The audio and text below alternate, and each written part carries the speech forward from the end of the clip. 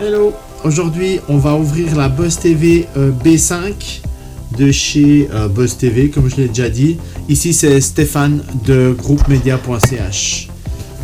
Le boîtier se trouve comme ceci, sur les côtés avec un peu les spécifications comme les autres modèles, avec des petits pictogrammes. On va ouvrir tout ceci. Alors ici il y a le boîtier.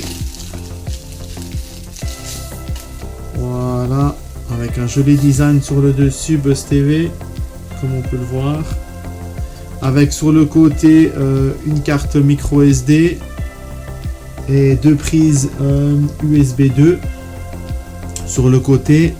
Ici un port AV, le port Ethernet qui fait du 10 et du 100 Mbps. On a un port HDMI également. Un port optical et le port d'électricité en fait. On va continuer à regarder ce qu'il y a dans ce carton. Alors dans ce carton ils ont mis une autre télécommande. Hop, voyons voir. Alors celle-ci c'est la IR100, donc une télécommande infrarouge qui va avec ce boîtier. Assez agréable en main, qu'on change les boutons, c'est agréable. Vraiment aussi une bonne télécommande.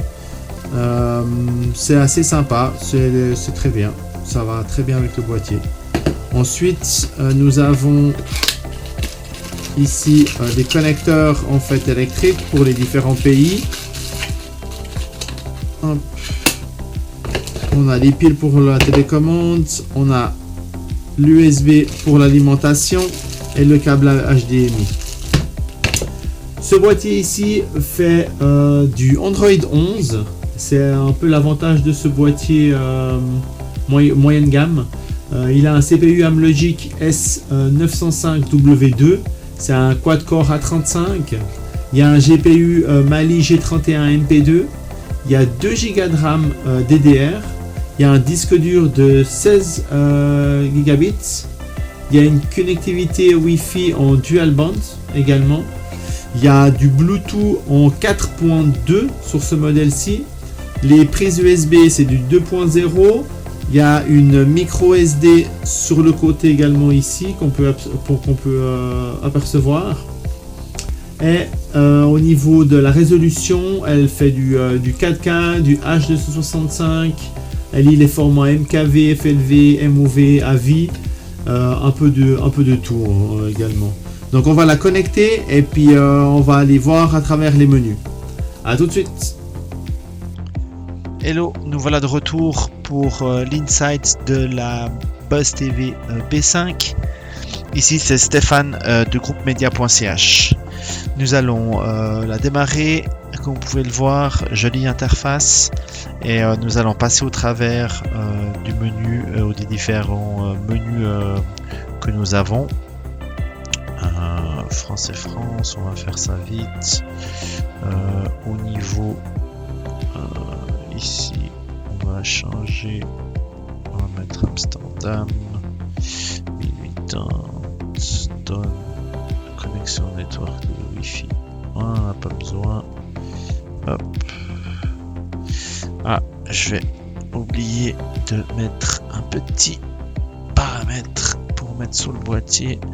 J'ai oublié de le connecter à mon petit port internet. Voici. Voilà. Ensuite, ça c'est fait. Fini. Ici, il va contrôler s'il y a des updates à faire. Il y a déjà une préinstallation qui se fait de Netflix, de l'application Netflix. On va laisser l'application s'installer et ensuite on retournera sur le menu principal.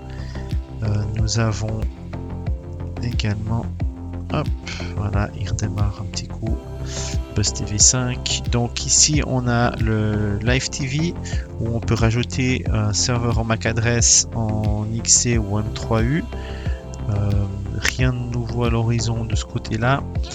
Ici la VOD, les PVR ou l'Electronic Program Guide. Nous avons les applications qui sont déjà installées ou si on veut en rajouter sur l'interface principale qui sont devant. On peut voir toutes celles qui sont déjà préinstallées. Ici c'est pareil, on voit toutes celles qu'on a vues en arrière-plan avec Netflix également. Si on va du côté des paramètres, pour le settings, on a déjà vu par rapport aux paramètres serveur. Ici pour le Bluetooth, pour la connectivité, en fait si on va être en câble Ethernet ou en Wi-Fi. Le Wi-Fi je peux couper vu qu'on est en câble Ethernet. Ici c'est pour les mises à jour comme on a pu voir avant, où il va aller checker s'il y a une mise à jour sur la B5 de disponible. Si on veut mettre une photo de background en arrière-plan, ou le Buzz Utilities, où c'est exactement ici, vous pouvez aller voir de nouveau les systèmes updates. Il y a plein en fait de petits endroits de raccourcis où on peut aller, c'est après une question d'habitude. Et ici par exemple il y a tout ce qui est de l'écran principal où on peut changer un peu l'interface. On peut voir assez rapidement, c'est assez agréable. Maintenant je reviens dans Buzz TV Utilities, dans l'home screen et je vais pouvoir remettre en moderne et on peut changer de nouveau comme c'était auparavant. Le boîtier on voit qu'il est sous Android 11 avec tous ses avantages. On peut parler dans l'application et vider par exemple le cache. On peut aller dans les préférences relatives à l'appareil et changer le langage, aller changer l'affichage en fait, ou l'H2MI CEC également. On peut aller voir tout ce qui est économie d'énergie, économiseur d'écran, accessibilité ou redémarrer le boîtier. Ensuite, on a tout ce qui est télécommandé accessoires. Donc, on voit qu'il y a, si vous avez des accessoires Bluetooth, genre un casque ou de genre de choses, vous pouvez le connecter. Et dans More Settings, il y a juste en fait des paramètres d'affichage qui peuvent être modifiés en soft, sport ou cinéma ou prédéfinis par l'utilisateur. Vous avez plusieurs réglages qui sont possibles. Nous avons fait le tour de ce menu de la B5. J'espère que ça vous a plu. N'oubliez pas de vous inscrire à la chaîne et visiter notre site web à www.groupemedia.ch. Ciao ciao.